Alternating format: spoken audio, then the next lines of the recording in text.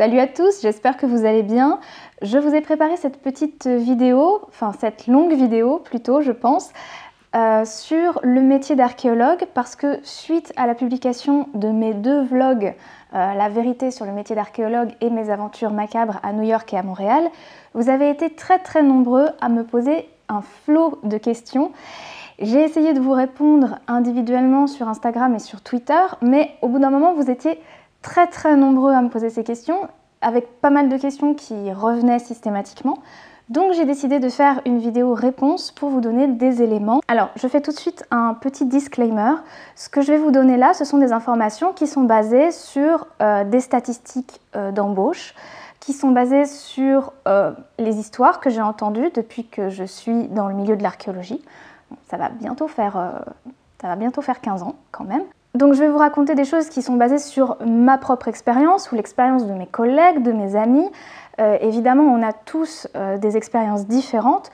Ma parole ne vaut pas parole d'évangile, c'est juste une orientation pour vous aider à y voir un petit peu plus clair sur qu'est-ce que c'est que le métier d'archéologue et comment on peut faire pour se faire embaucher. Dans cette vidéo, je vais commencer par vous présenter les différents débouchés possibles, les différentes institutions qui engagent des archéologues. Vous avez été très nombreux à me poser des questions sur les chances d'être embauché en tant qu'archéologue. Vous avez bien sûr conscience que ce n'est pas un métier qui embauche beaucoup actuellement en 2019. J'en profite d'ailleurs pour vous souhaiter une très belle année 2019 parce qu'on ne s'était pas vu depuis 2018. Parenthèse fermée. Donc on va discuter des différentes institutions qui embauchent les archéologues.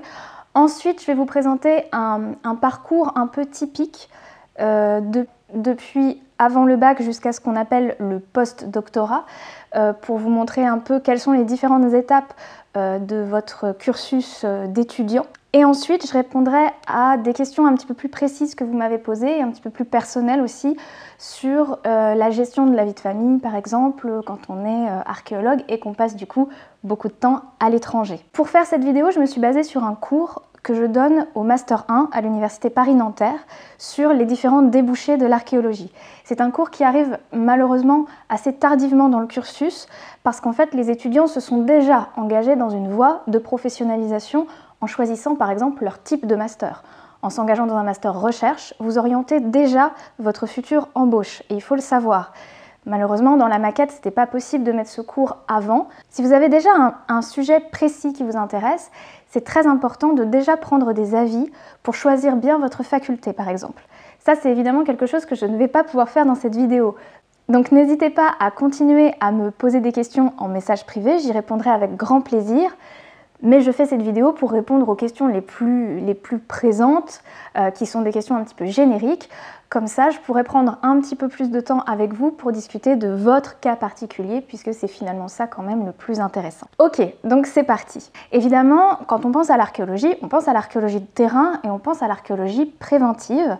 Donc on pense généralement à l'INRAP ou aux autres boîtes qui proposent des sondages ou des fouilles de sauvetage en cas d'aménagement de la voie publique par exemple. Donc il faut savoir que si vous vous destinez à faire beaucoup de terrain, vous vous destinez à faire beaucoup de terrain. On m'a posé la question de me dire mais ça veut dire qu'on ne passe pas beaucoup de temps en labo?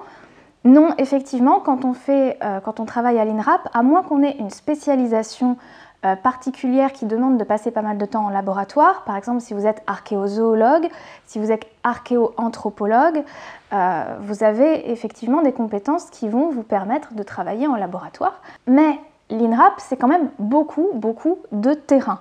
Donc pour être embauché à l'INRAP en tant qu'archéologue, il faut un master, de préférence un master pro, je dirais, parce que le master pro va vraiment vous former au terrain de manière beaucoup plus intense que le master recherche. Donc vous allez avoir de très belles capacités de fouille, et c'est ce qu'on recherche principalement chez un agent de l'INRAP, c'est quelqu'un qui fouille très bien et qui fouille très vite. Il faut aussi avoir une belle condition physique, ça c'est quand même important de le savoir. Tout le monde ne peut pas fouiller 10 mois sur 12 parmi des conditions climatiques qui sont parfois difficiles. C'est un travail qui est très physique. Si vous avez donc des problèmes récurrents, des problèmes de dos, des problèmes de genoux, etc., Bon, c'est peut-être pas la meilleure façon pour vous de mener une carrière d'archéologue que d'être à l'INRAP sur le terrain. Alors l'INRAP, c'est l'employeur le plus important pour les fouilles de sauvetage, numériquement parlant, mais vous avez plein de petites boîtes d'archéologie préventive privées. Vous vous renseignez dans vos régions et vous aurez les noms de ces fameuses boîtes qui ont des exigences d'embauche peut-être différentes de l'INRAP. Donc ce qui est intéressant, ce serait quand même de se renseigner auprès des institutions elles-mêmes. Avec un diplôme d'archéologie, vous pouvez aussi prétendre à un poste de conservateur du patrimoine.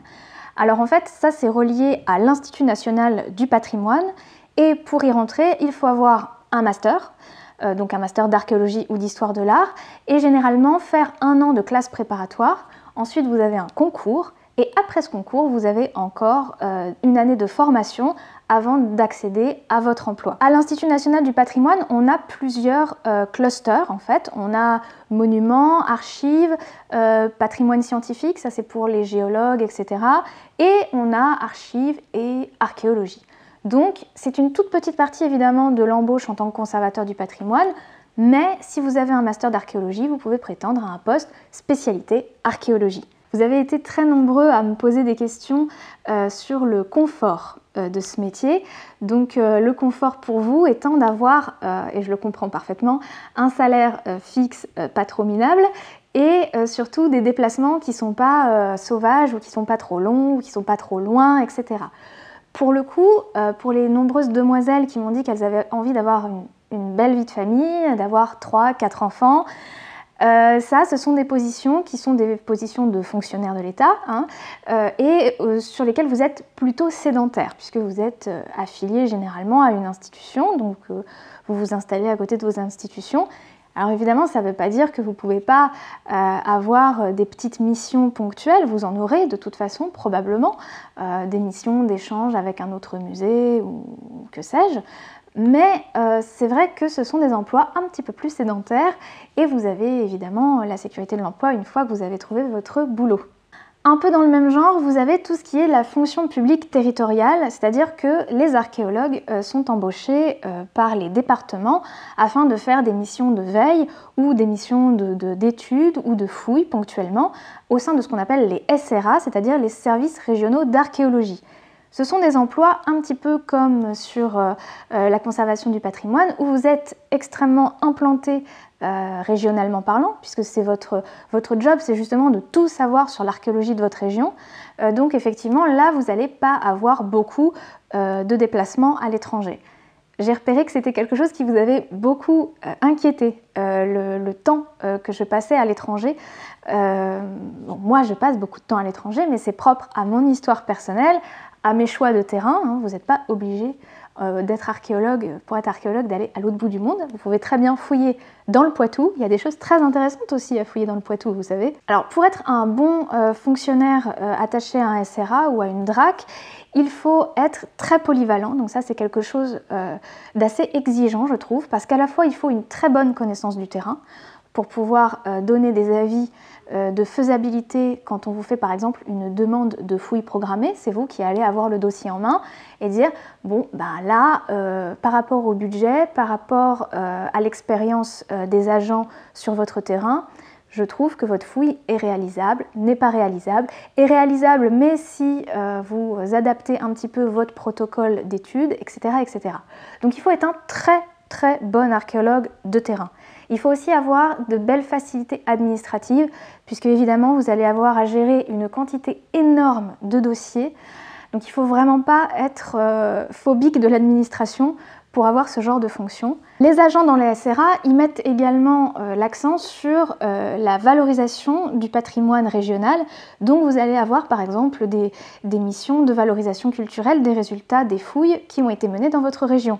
Vous avez aussi la main sur la conservation du patrimoine qui est affilié à des établissements de la région.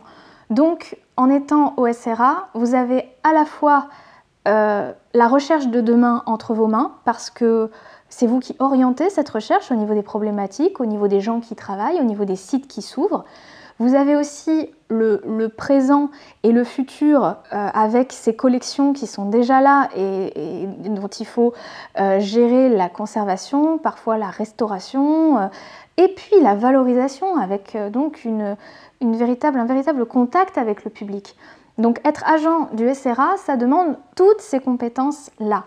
Alors évidemment, vous pouvez y rentrer avec un master pro, avec un master recherche ou avec un doctorat, sachant que l'offre et la demande, c'est ça qui est terrible en archéologie, c'est que des postes qui étaient autrefois accessibles avec un master sans aucun problème deviennent de plus en plus difficiles à obtenir sans doctorat, tout simplement parce que tout le monde a un doctorat. C'est une réalité que l'embauche en archéologie, comme l'embauche dans beaucoup de domaines, ne se porte pas très bien et que donc on est dans un milieu de plus en plus compétitif où il faut avoir le meilleur dossier possible, le plus gros diplôme possible. Ça fait partie, oui, des problèmes du moment que votre génération, que ma génération déjà a rencontré et que votre génération va rencontrer de manière probablement encore plus prononcée. Ce n'est pas une raison pour ne pas faire de l'archéologie, c'est pas ce que je suis en train de vous dire. Je suis juste en train de vous donner tous les éléments pour que vous puissiez vous lancer en votre âme et conscience dans cette très jolie carrière qui vous mènera vers le plus beau métier du monde. Il faut quand même en être conscient. Les deux autres possibilités d'embauche dont vous m'avez le plus parlé, parce que manifestement c'est ce qui est le plus évident pour vous, c'est la carrière de chercheur au CNRS ou d'enseignant-chercheur dans les universités. Alors je vous présente rapidement ces deux possibilités d'embauche, parce que vous avez des a priori sur par exemple l'embauche en tant que chercheur au CNRS. Vous avez non seulement des a priori sur l'embauche, mais vous avez aussi des a priori sur ce que fait réellement un chercheur au CNRS. Vous avez été nombreux à me dire, moi j'ai pas envie de faire de l'administratif, donc j'ai envie d'être chercheur au CNRS. Je vous arrête tout de suite sur le fait que de plus en plus, les chercheurs CNRS ont des charges administratives, et les enseignants-chercheurs encore plus, on n'en parle même pas, mais on est dans un système où on va avoir de plus en plus de mal à trouver des financements, et on va passer par des organismes de financement public, des organismes privés, et où le chercheur au CNRS va passer énormément de temps à faire en fait des dossiers de demande de subvention pour pouvoir mener ses projets à bien. Donc un archéologue du CNRS passe beaucoup de temps à faire des tâches administratives un peu rébarbatives. Après, évidemment, il passe aussi pas mal de temps à fouiller sur son terrain. Quand vous êtes archéologue au CNRS, vous avez votre site, votre terrain, ou plusieurs terrains d'ailleurs, que vous allez fouiller généralement tous les ans, mais pas forcément. Et puis vous allez aussi passer pas mal de temps en laboratoire à examiner vos données ou à publier vos données. Vous avez été très nombreux à me demander au CNRS combien de temps on passe par an sur le terrain, combien de temps on passe en labo, combien de temps on passe à publier. En fait, au CNRS, vous avez une très grande liberté d'action dans votre planning. Donc, si vous avez envie de passer 12 mois à l'étranger sur votre terrain, et ben vous le faites, si vous avez trouvé les financements pour pouvoir le faire, bien évidemment. Vous vous souvenez? C'est un des bons points de la recherche au CNRS, c'est que une fois que vous y êtes rentré, vous avez une très belle liberté d'action. La seule chose qu'on va vous demander, évidemment, c'est de publier vos recherches. Sur la publication, vous avez une pression qui est mise de plus en plus aux agents du CNRS pour publier et pour publier dans des bonnes revues. Cette pression ne s'exerce pas sur les chercheurs eux-mêmes, mais sur les laboratoires qui accueillent les chercheurs. Les laboratoires sont évalués par des instances du ministère qui vont en fait comptabiliser le nombre de missions de recherche, le nombre de papiers publiés, le nombre de colloques organisés sous la houlette du laboratoire ou sous le nom d'un des acteurs, d'un des chercheurs du laboratoire. Et en fonction de ces résultats, vous allez avoir un budget plus ou moins conséquent alloué au laboratoire.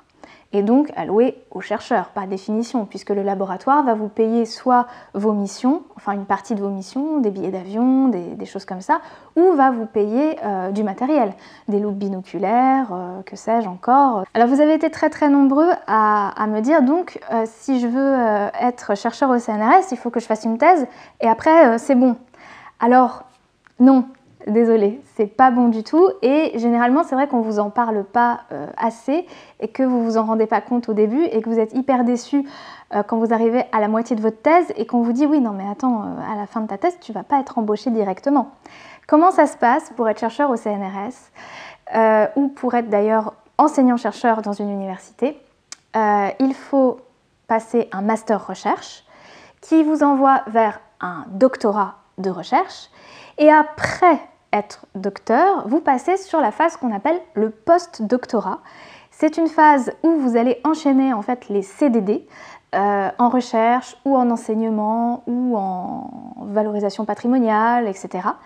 Vous allez enchaîner les CDD, vous allez écrire un maximum de papiers pour constituer un dossier et vous allez candidater au CNRS avec ce dossier qui comporte une partie un petit peu plus carrée dans laquelle vous listez vos CDD, vous listez vos publications avec l'impact factor des articles que vous avez publiés, c'est-à-dire l'impact factor en fait c'est un chiffre qui a été inventé pour nous enquiquiner.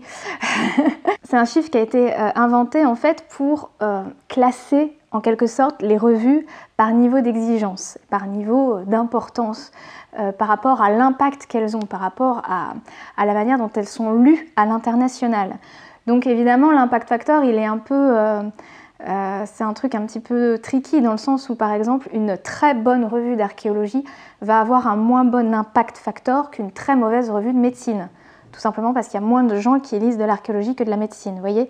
Mais à l'intérieur d'une même discipline, c'est vrai que ça vous permet de voir quelles sont les revues les plus lues.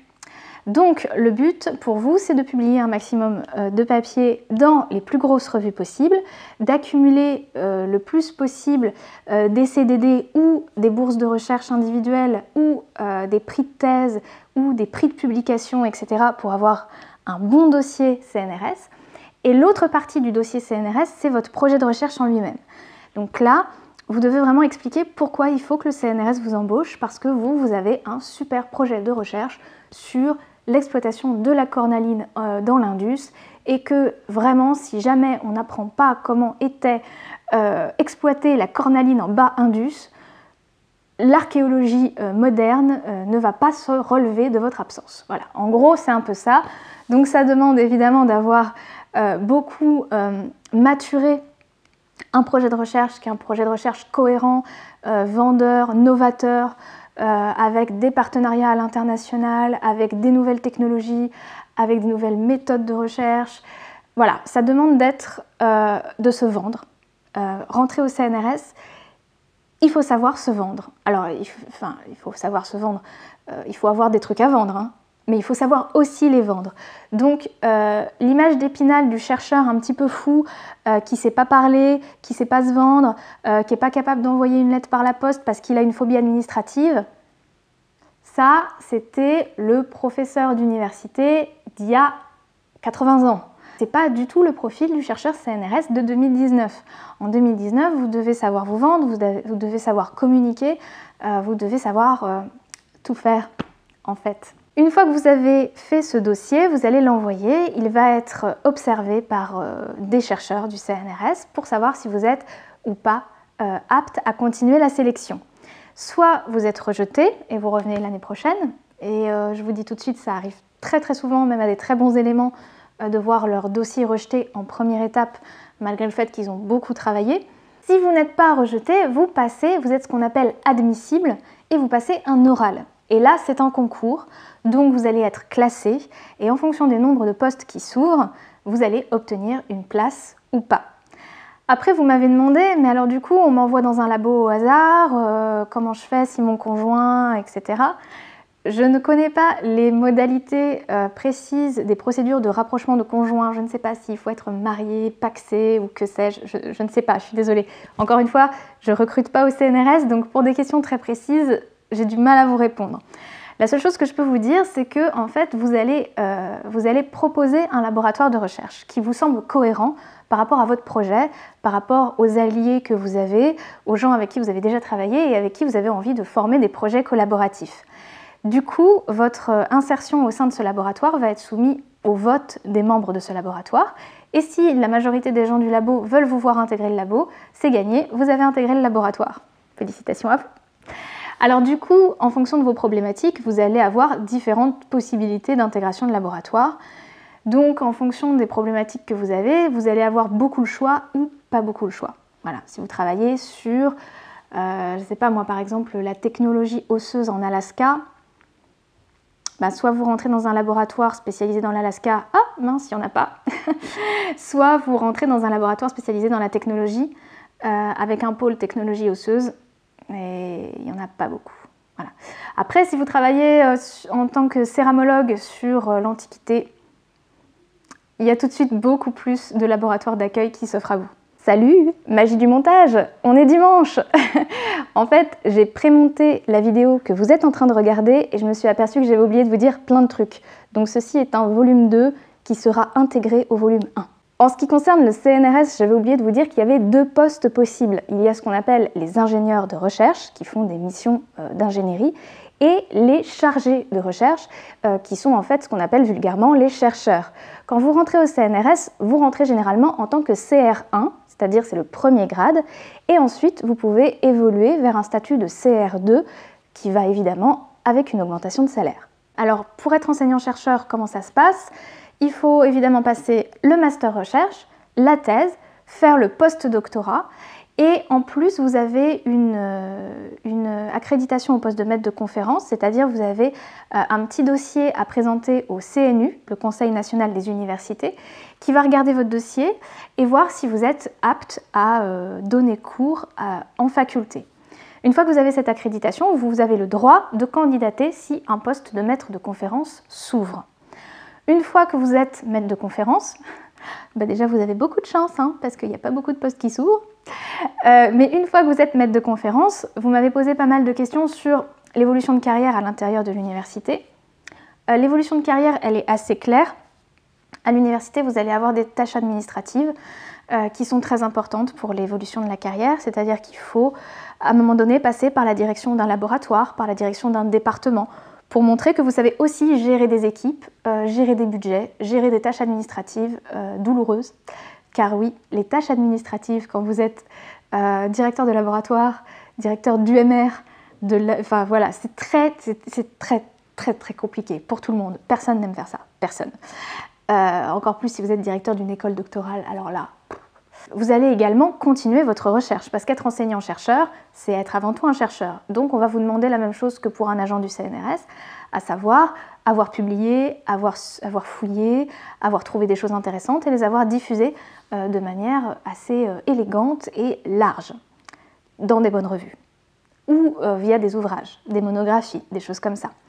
Après, vous allez passer ce qu'on appelle l'HDR. L'HDR, c'est l'habilitation à diriger des recherches. Alors, l'HDR, en fait, c'est comme un genre... Alors, je vais dire ça et je sens que dans les commentaires, je vais avoir des gens qui vont me dire « Mais non, pas du tout, c'est pas ça, on croit à tort que c'est ça, mais c'est pas ça. » Bon, en gros, c'est un peu une deuxième thèse quand même, dans le sens où vous devez produire un manuscrit conséquent sur une thématique de recherche particulière et en axant votre discours sur le fait que les étudiants que vous avez encadrés jusque-là ont réussi à mener un projet de recherche cohérent et généralement en lien avec votre propre sujet de recherche, bien évidemment. Vous allez présenter ce travail lors d'une soutenance, exactement comme une soutenance de thèse, une soutenance d'HDR, et si vous l'avez, vous êtes content déjà, parce qu'à partir de ce moment-là, vous pouvez être directeur de recherche pour des doctorants. Sans avoir d'HDR, vous ne pouvez pas diriger de thèse, vous ne pouvez diriger que des masters. Alors voilà, vous allez continuer à faire votre petit bonhomme de chemin dans votre université, vous dirigez de plus en plus de masters, de plus en plus de thèses grâce à votre HDR, et vous arrivez à un moment de votre carrière, vous avez envie de passer professeur.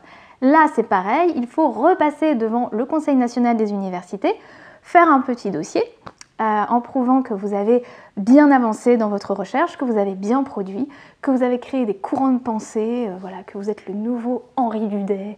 Et là, généralement, ça vous oblige...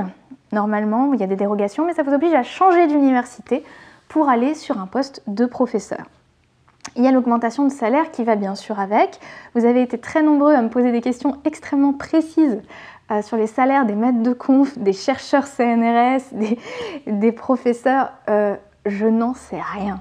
Mais soyons très honnêtes, c'est pas avec l'archéologie que vous allez devenir le roi du pétrole, quoi. Donc... je ne sais pas, je pense que ça peut se trouver sur internet. Je vous avoue que j'ai pas cherché. Alors là, j'ai un tableau assez terrible sur l'âge moyen des maîtres de conférences recrutés. Parce que vous avez été très nombreux à me dire « Ben oui, mais Je veux bien partir sur 7 ou 8 ans d'études, mais après, quand est-ce que je vais être recrutée? Alors pour le CNRS comme pour le poste de maître de conférence, je ne peux pas vous donner de ratio. Ça dépend vraiment, ça dépend de la conjoncture, ça dépend de vos coups de chance, ça dépend de si votre problématique est à la mode ou pas. Ça dépend d'énormément de choses. La seule chose que je peux vous dire, c'est qu'il est très très rare maintenant de voir quelqu'un rentrer au CNRS avant 3 ans de postdoc. Franchement, 3 ans de postdoc rentrer au CNRS, vous êtes content, hein. Et qu'on a des collègues extrêmement talentueux. J'ai en tête un collègue absolument incroyable qui est rentré l'année dernière au CNRS. Il a 41 ans. Voilà, donc je ne veux pas vous décourager, mais il faut vraiment aimer son travail au point de ne pas souffrir, de ne pas être titularisé trop vite. Sachez que la titularisation peut prendre du temps, peut prendre même beaucoup de temps. Là, j'ai l'âge moyen des maîtres de conf recrutés. C'est très intéressant parce qu'on a une courbe très différente en fonction de si vous êtes un homme ou si vous êtes une femme. Donc on va prendre la courbe d'ensemble. En 2013, l'âge moyen de recrutement, c'était 34 ans.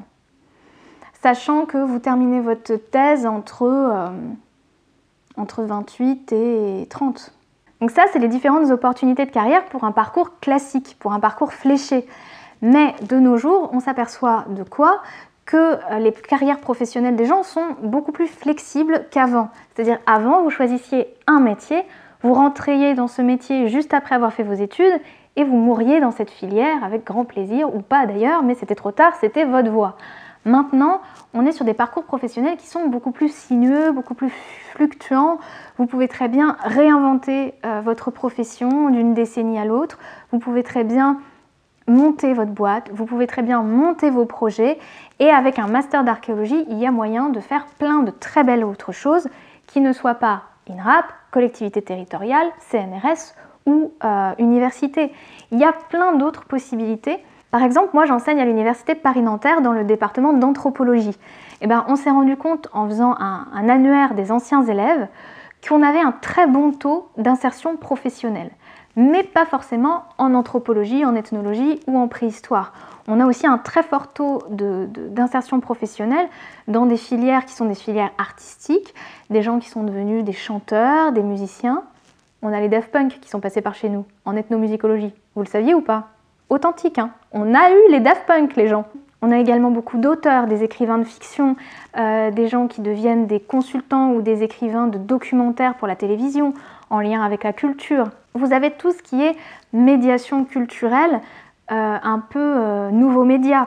Par exemple, Clotilde de la chaîne Passé Sauvage, c'est une archéologue. C'est typiquement une personne qui sort avec un master d'archéologie et qui invente son propre métier et qui est à la fois vidéaste sur YouTube, auteur, consultante pour des grandes chaînes comme Arte. Enfin voilà, je ne vous dis pas de copier Clotilde, mais ce que je veux dire, c'est qu'avec la richesse de votre enseignement en archéologie, vous avez la possibilité de faire plein de super choses. On a beaucoup de nos élèves de l'université de Paris-Nanterre qui deviennent par exemple journalistes. Et ça, c'est assez étonnant parce qu'on a l'impression que pour devenir journaliste, faire une école de journalisme, c'est quand même plus pratique que de faire un doctorat ou un master en ethnologie, en ethnomusicologie ou en préhistoire. Et bien en fait non, parce que des journalistes qui sortent d'école de journalisme, il y en a beaucoup. Si vous savez valoriser l'originalité de votre parcours, c'est tout bénef pour vous. En fait, c'est ça. Il faut vivre son parcours et son éducation comme un moteur et comme une fierté et non pas comme un frein. C'est-à-dire se dire, j'ai un master d'archéologie, oh, qu'est-ce que je vais faire de ma vie si je ne suis pas archéologue? Mais il y a plein de choses que vous pouvez faire avec un master d'archéologie que vous pouvez valoriser à l'embauche pour autre chose que de l'archéologie. Ce que je veux dire, c'est que n'ayez pas peur d'aller vers des filières qui sont des filières rares, qui sont des disciplines qui ne fournissent pas beaucoup d'embauches directes.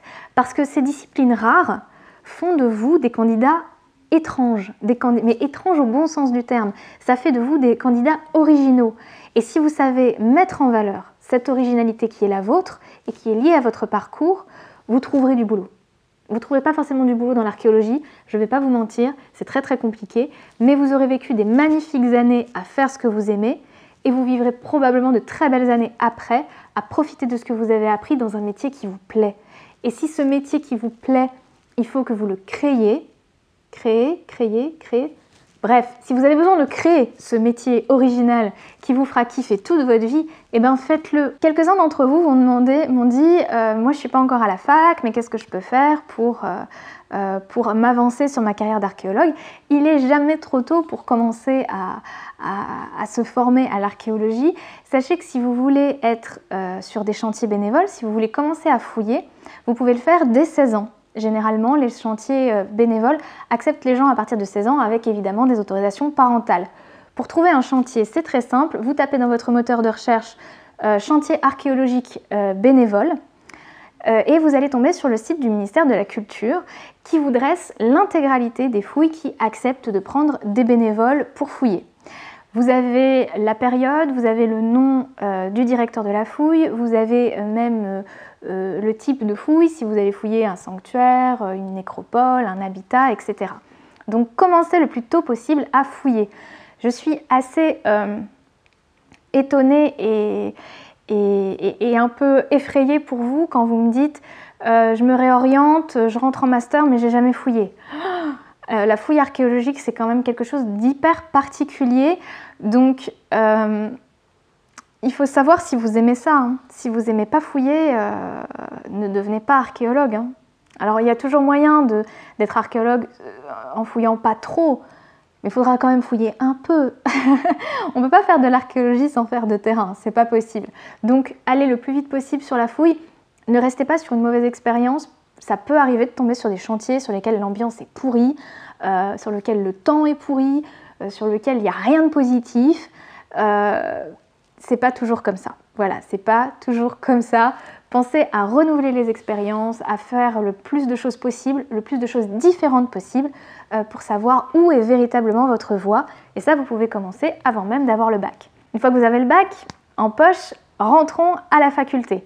Comment choisir sa faculté? Alors là, pour le coup, je vous dirais continuez à m'envoyer des messages privés sur cette question parce que en fonction de votre profil, en fonction de votre projet et de votre préférence thématique, il y a des universités qui seront plus intéressantes que d'autres à côtoyer. Alors la thèse, en combien de temps? Vous m'avez posé la question. Eh bien, j'ai envie de dire le minimum de temps possible. Pourquoi? Parce que, comme je vous l'ai expliqué, il y a toute la période du postdoc qui est quand même assez chronophage, qui peut s'étendre dans le temps. On ne sait pas combien de temps ça dure.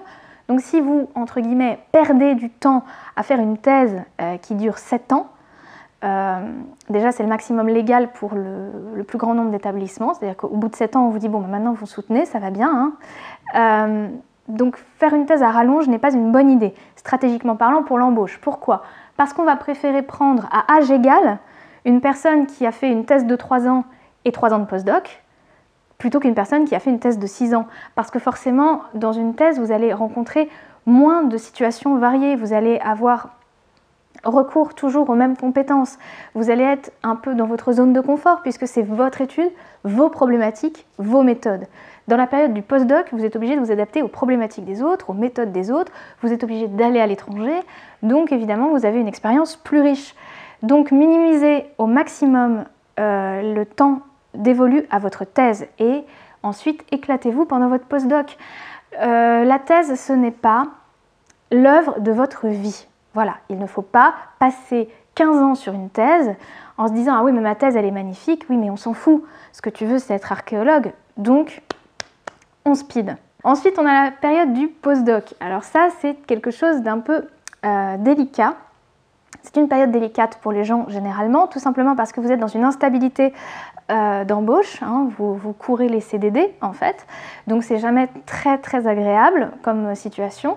En même temps, c'est une situation de grande liberté où vous pouvez beaucoup aller à l'étranger, par exemple, pour voir ce qui se fait ailleurs, etc. D'ailleurs, c'est une question qui est revenue beaucoup. Manifestement, vous êtes nombreux à ne pas avoir envie de passer beaucoup de temps à l'étranger et mes vlogs vous ont beaucoup impressionné sur le fait que je passais beaucoup de temps à l'étranger. En tout cas, sachez que le fait de choisir votre problématique et votre terrain, ça va bien sûr orienter le nombre de temps que vous allez passer à l'étranger. Si vous travaillez sur les plaquettes gravées magdaléniennes de la Vienne, vous allez passer plus de temps dans la Vienne qu'au Brésil, c'est logique. Mais attention, ce n'est pas en choisissant une spécialité qui va vous ancrer dans une région française que ça va vous exempter de faire des années à l'étranger pendant votre postdoc. Le CNRS et les universités, lorsqu'ils recrutent leurs chercheurs ou leurs enseignants-chercheurs, mettent beaucoup l'accent sur la flexibilité et sur l'internationalisation, voilà, vous avez compris, de leurs futurs agents. C'est-à-dire que en allant à l'étranger, vous montrez que vous êtes capable de vous démener dans un environnement qui n'est pas un environnement de confort. Vous montrez que vous êtes capable de communiquer dans des langues étrangères, que vous êtes capable de vous adapter à un autre terrain, à d'autres méthodes de fouille, à d'autres méthodes de recherche que celles sur lesquelles vous avez été formé en France. C'est donc tout bénef pour vous. Donc ne vous dites pas qu'en choisissant un sujet franco-français dans un territoire régional français, vous allez être exempté d'aller à l'étranger pour toute votre vie, parce que c'est pas vrai. Si vous souhaitez avoir un dossier compétitif, et maintenant par les temps qui courent, il faut vraiment être compétitif, vous allez avoir besoin de passer du temps à l'étranger. Alors ce que vous pouvez faire également si vous êtes jeune, et ça vaut pour toutes les périodes de votre vie, si vous voulez être compétitif en archéologie, il est très important de soigner vos compétences en langue. Je sais que vous détestez ça, mes étudiants détestent ça, ils ne parlent pas l'anglais, ils ne parlent pas l'anglais. Vous êtes en 2009, vous devez parler l'anglais, pas aussi bien que vous parlez le français, mais vous devez le comprendre aussi bien que vous parlez le français, et vous devez pouvoir vous exprimer sur des choses triviales, pour pouvoir vivre dans un pays étranger, et aussi parfaitement sur des choses spécialisées relatives à votre sujet de recherche. Ça, c'est les deux choses qu'il faut que vous sachiez faire en anglais. Et parler anglais, c'est un minimum. Vous ajoutez à cela la langue du pays sur lequel vous êtes spécialisé, si jamais vous êtes spécialisé sur un pays étranger. Si vous êtes plutôt spécialiste d'une problématique et que ça vous amène dans différents pays, il faut que vous ayez des notions des différentes langues des pays dans lesquels vous travaillez, ne serait-ce que pour pouvoir y vivre. Je vous assure que quand on essaye de vivre dans un pays qui n'est pas le sien, on s'aperçoit très vite de la nécessité d'apprendre très vite la langue locale. Il faut lire beaucoup, impérativement, dès que vous savez que vous voulez devenir archéologue. Lisez sur tout. Lisez sur toutes les civilisations. C'est hyper important d'avoir une énorme culture archéologique, tant au niveau des théories qu'au niveau des civilisations elles-mêmes. On va maintenant passer aux questions un tout petit peu plus personnelles que vous m'avez posées, et ça va me permettre de compléter un peu ce que je vous ai dit. Alors, la question qui m'est revenue quand même pas mal, c'est combien de temps passes-tu loin de chez toi en fouille? Comme je vous le disais, ça dépend de qui vous embauche. Donc si vous êtes au CNRS, votre temps de fouille, il est généralement induit par l'argent que vous avez gagné. Que vous avez réussi à obtenir, soit par le biais de ERC, soit par le biais d'ANR. L'ANR, c'est l'Agence nationale pour la recherche, et l'ERC, c'est European Council of Research, sont les deux principales instances auxquelles on passe notre temps à demander du pognon. Donc si vous en avez reçu plein et que vous adorez fouiller, eh ben, vous pouvez aller fouiller autant de temps que vous voulez. Actuellement, je suis enseignante à l'Université Paris-Nanterre, mais j'ai eu la grande chance qu'on concentre tous mes enseignements sur le deuxième semestre. Du coup, j'ai passé mon premier semestre à l'étranger à faire des projets de recherche et à faire des fouilles archéologiques également. Donc en fouille stricte 2 mois, j'ai passé 2 mois, mais vous pouvez passer plus. Passes-tu un temps égal en labo? Ça, c'était quelque chose d'assez intéressant. En règle générale, sachez quand même que pour 2 mois de fouille, on a après entre 12 et 24 mois de traitement des données de la fouille. C'est beaucoup plus rapide de fouiller que d'analyser, donc généralement on passe plus de temps en labo ou en analyse et en publication qu'en fouille pure. Mais évidemment, la fouille est indispensable pour obtenir les données de base. Est-ce que tu arrives à avoir une vie privée avec tous tes déplacements? Alors ça, c'est une question que vous avez été très nombreux à me poser.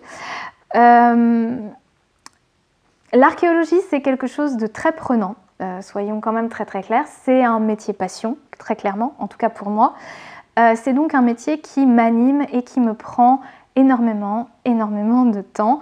J'ai des amis qui sont abonnés à cette chaîne, qui me regardent et qui savent que là, par exemple, je ne sais pas quelle heure il est 14h15, on est samedi, je suis en train de faire une vidéo pour mes abonnés pour leur expliquer comment on fait pour devenir archéologue. Je ne suis pas en train de boire un coup rue de Lappe. Voilà. Donc la réponse est un peu dans la situation présente, à savoir que je consacre beaucoup de temps de ma vie à l'archéologie, que ce soit pour la recherche pure ou que ce soit pour des choses un petit peu annexes, comme par exemple vous parler sur ma chaîne d'archéologie ou écrire au sujet de l'archéologie dans d'autres lieux que des revues scientifiques. Ça prend beaucoup de temps et en même temps ça me procure beaucoup de joie, donc c'est un choix. As-tu des enfants? Ça doit être dur quand on n'est jamais chez soi. Je n'ai pas d'enfants, mais c'est encore une fois un choix personnel. Je n'ai jamais entendu parler de discrimination à l'embauche d'une femme parce qu'elle avait des enfants. Après, on est sur un marché de plus en plus compétitif où il faut faire de plus en plus de choses en un minimum de temps. Donc effectivement, le fait d'avoir des enfants vous prend du temps. Après, je sais que j'ai des amis qui sont mamans et qui nous disent tu sais, quand on est maman, on devient beaucoup plus efficace, donc on abat la même somme de travail avec moins de temps et moins de sommeil. Personnellement, j'y crois moyen, mais si vous êtes capable de faire ça, eh ben bravo les filles. Je pense qu'il faut vraiment suivre ses envies, suivre ses désirs quoi qu'il arrive.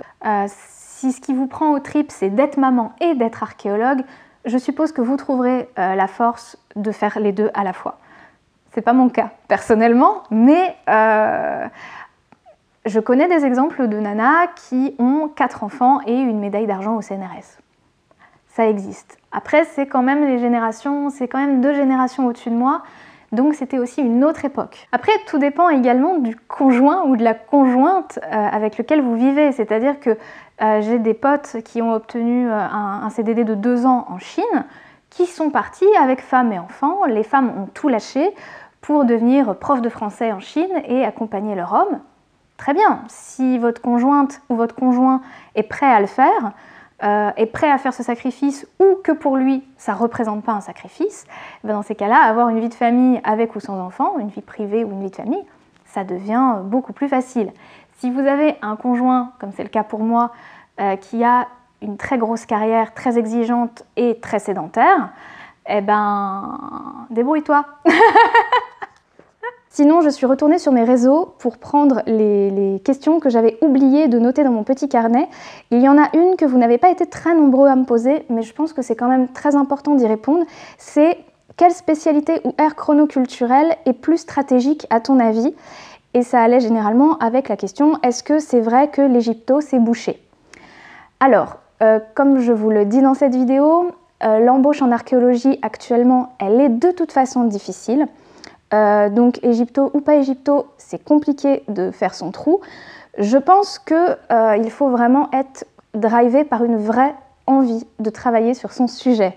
Donc si ce qui vous fait vibrer c'est l'Égypto, j'ai envie de vous dire, allez en Égypto. Quelque chose qui m'a beaucoup marqué dans les messages que vous m'envoyez, c'est votre récurrence à parler de stratégie. Donc très clairement, je vois que vous avez compris que l'archéologie était un milieu difficile à infiltrer, qu'il y avait peu de place, c'est une réalité, donc effectivement, il faut penser stratégie. Mais je ne pense pas qu'il faille penser stratégie trop tôt.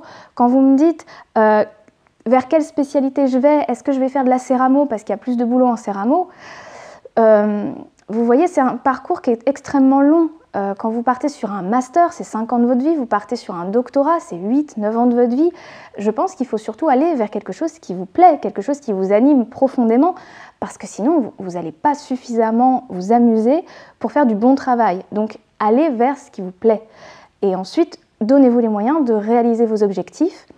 Si votre objectif, c'est de devenir égyptologue, très bien. Mais si vous le savez dès vos 17 ans, prenez tout de suite des cours d'arabe. Il faut que vous soyez complètement bilingue, que vous sachiez parler, que vous sachiez lire.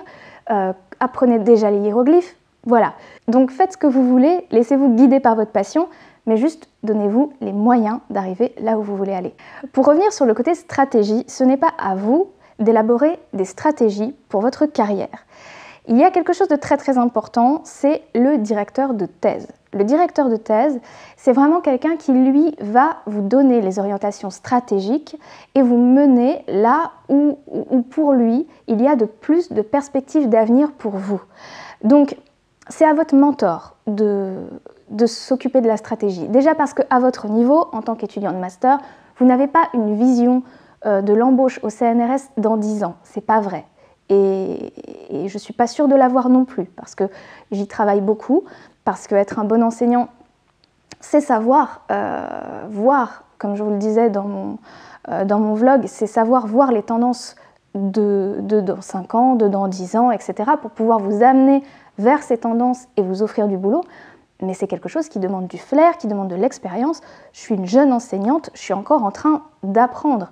Alors je vois des gens qui sont des véritables mentors, qui sont des directeurs de thèse et qui ont un flair pour ça et qui ont 98% de leurs étudiants qui rentrent au CNRS après leur thèse. Pas immédiatement après, mais qui arrivent à trouver un poste de chercheur ou d'enseignant-chercheur. Et ces gens-là, c'est les gens avec qui il faut vraiment travailler. Bon, je ne peux pas vous donner la liste là. Peut-être qu'en privé, si vous m'en parlez, je vous lâcherai quelques noms, mais en fonction de vos intérêts, bien évidemment. Mais je veux dire, c'est pas donné à tout le monde de pouvoir penser stratégie sur le long terme. Voilà, c'est quelque chose qui vraiment s'apprend et sachez bien vous entourer. Ça, c'est quelque chose que je n'avais pas évoqué la première fois et qui est très important. Comment on fait pour faire un bon master ou une bonne thèse? Il faut bien s'entourer d'une bonne équipe pédagogique. Généralement, vous avez une équipe composée d'un directeur de mémoire, de thèse, et d'un tuteur. Et parfois, 1 ou 2 tuteurs. C'est très important de les choisir bien tous les deux. Généralement, le tuteur est quelqu'un d'un peu moins expérimenté, mais avec qui vous allez pouvoir avoir une relation de proximité un petit peu plus intense. Généralement, c'est quelqu'un de plus jeune, qui comprend un peu mieux vos problématiques, etc., vos problématiques personnelles, de vie, tout ça. Mais choisir un bon directeur de thèse, c'est essentiel. Et j'ai envie de dire que quelqu'un qui est un bon directeur de thèse pour un étudiant ne sera pas forcément le bon directeur de thèse pour un autre. Je m'explique, c'est-à-dire qu'un directeur de thèse, ce n'est pas uniquement un bon chercheur ou un bon directeur de recherche, c'est aussi la personne qui vous correspond. Si vous êtes quelqu'un d'extrêmement anxieux, par exemple, vous faire diriger ou tutorer par quelqu'un comme moi sera bénéfique dans le sens où je suis extrêmement maternelle avec les étudiants et que ça a un côté un peu rassurant. Mais pour quelqu'un qui est extrêmement indépendant, avoir des messages de moi sur WhatsApp en demandant si vous êtes bien arrivé au Bénin, c'est bon, vous n'avez pas eu de problème pour trouver votre avion, pour trouver votre hôtel, ça va vous gonfler. Donc quelqu'un qui va être positif humainement parlant pour une personne peut être parfaitement gonflante pour une autre personne.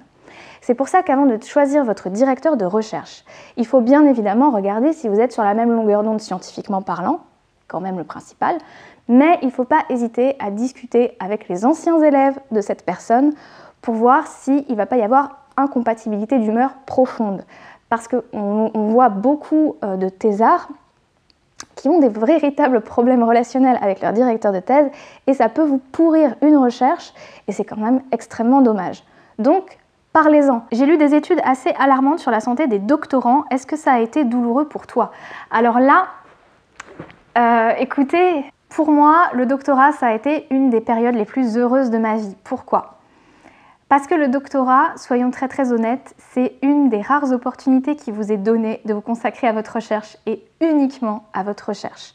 En plus, si vous avez la chance d'être financé, si vous avez ce qu'on appelle un contrat doctoral, donc que vous êtes un doctorant contractuel, vous avez un salaire tous les mois pour faire votre doctorat. Bon, moi, ce n'était pas mon cas, j'ai reçu une bourse de recherche du Quai Branly, mais qui était suffisamment confortable pour me faire vivre sans aucun problème.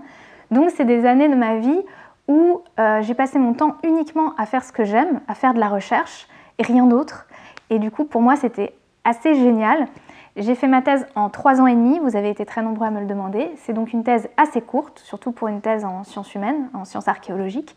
Mais comme je vous le disais, pour moi, c'est important de faire une thèse courte, tout simplement parce que ce que vous n'avez pas traité dans la thèse, vous allez avoir tout votre postdoctorat et vous allez avoir toute votre carrière de chercheur pour en parler.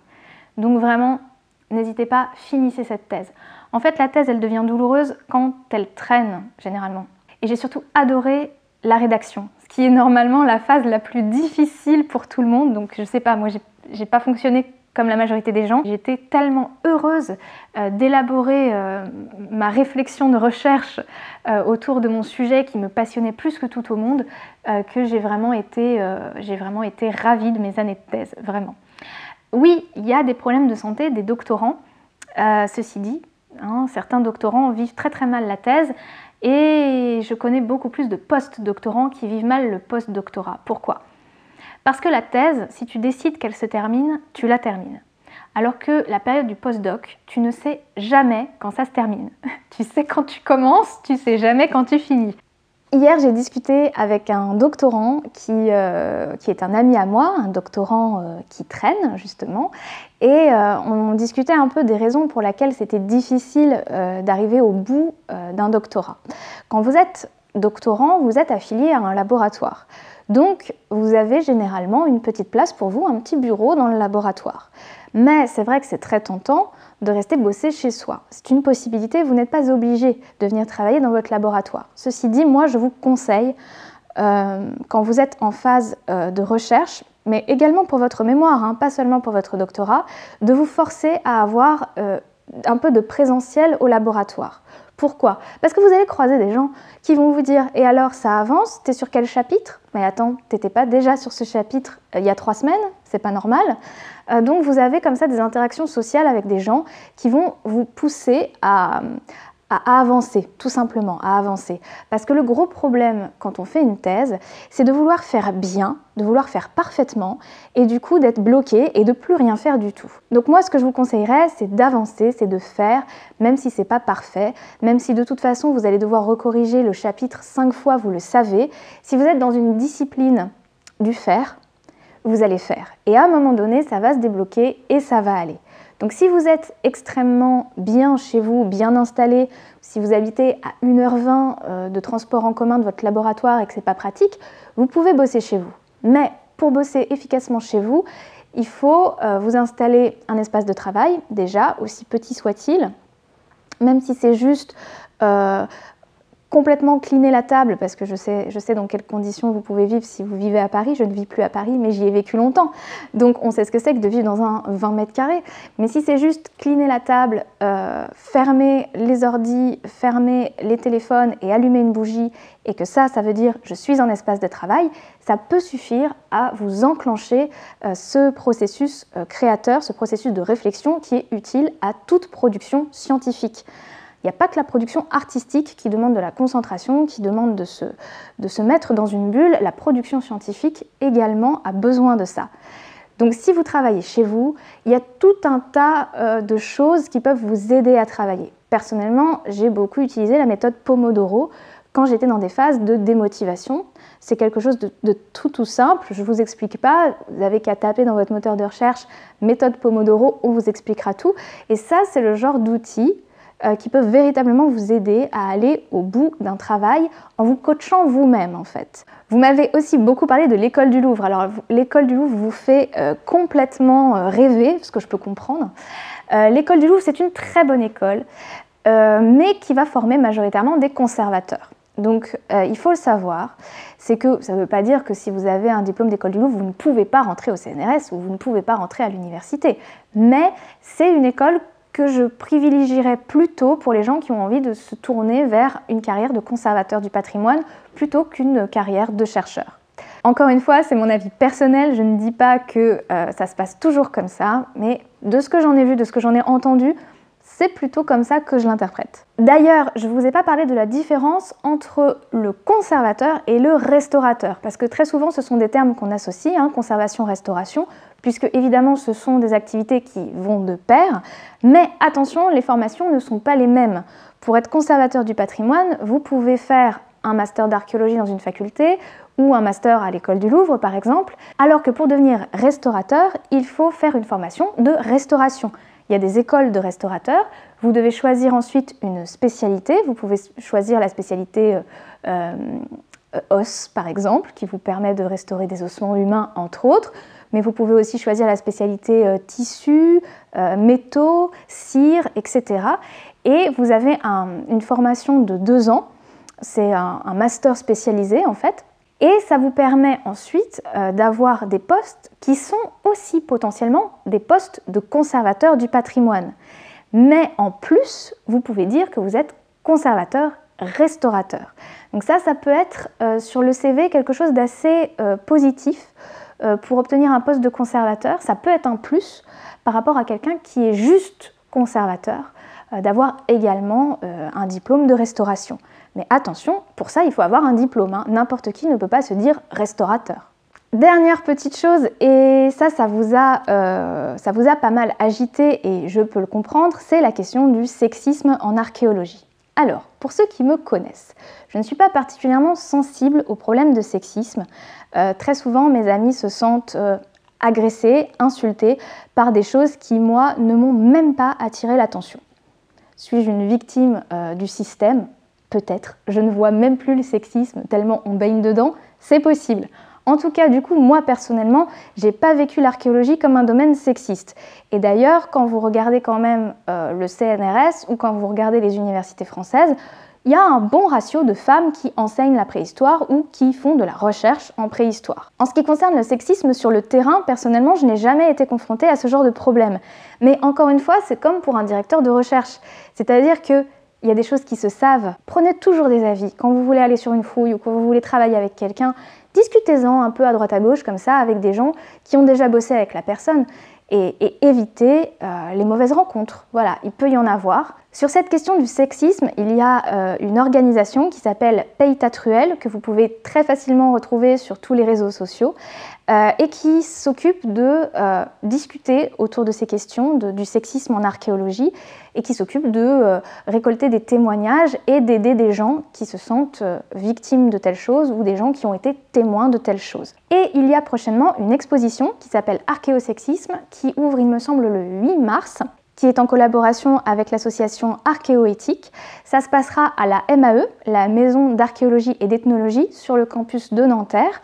C'est dans cette maison que j'ai personnellement mon petit bureau, dans mon petit laboratoire Prétech. Donc ça peut être pour vous un moyen de rencontrer les acteurs de cette association Peytatruel et peut-être aussi un moyen de venir me faire coucou ou tout simplement de regarder comment ça se passe dans un laboratoire de recherche. Ouais, voilà, c'est ça. C'est archéosexisme donc et ça s'ouvre le 8 mars, mais l'affiche ne me dit pas jusque quand ça dure. Mais voilà, n'hésitez pas à vous rendre sur les divers réseaux sociaux de Peytatruel et vous aurez toutes les informations dont vous avez besoin.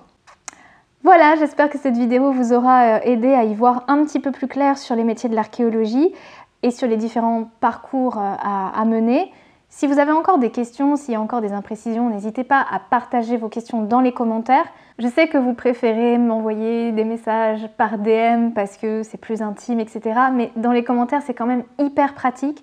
Déjà parce que les autres peuvent profiter de la question et de la réponse. Et puis aussi parce que des gens extérieurs peuvent venir apporter des réponses supplémentaires. Je sais que je suis suivie par exemple par des agents de l'INRAP qui pourront potentiellement mieux que moi vous répondre sur des questions d'embauche à l'INRAP ou sur les évolutions de carrière à l'intérieur de l'INRAP, etc. Donc n'hésitez vraiment pas, si vous n'êtes pas trop timide, à mettre des commentaires publics parce que c'est beaucoup plus facile pour la communication tout simplement. J'espère que cette vidéo vérité vous aura pas rebuté de faire de l'archéologie parce que je voulais véritablement vous mettre au courant des difficultés que vous allez rencontrer, mais je ne veux pas non plus vous dégoûter dans le sens où l'archéologie c'est la plus belle science humaine au monde, n'ayons pas peur des mots. Et être archéologue, c'est le plus beau métier du monde. Je vous fais à toutes et à tous d'énormes bisous. Je vous dis à très bientôt sur cette chaîne pour des nouvelles aventures archéologiques et macabres.